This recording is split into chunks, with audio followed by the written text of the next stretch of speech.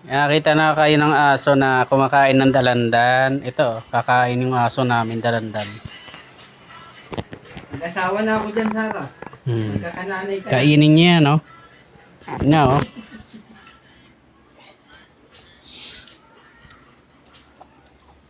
Wala mo mag-asawa.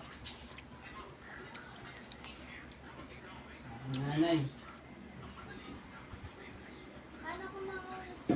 Puro na lang panganay anak ko ah.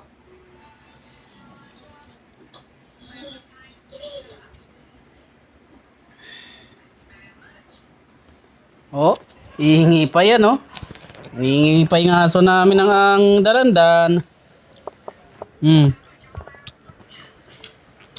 Anta pa. Alam na?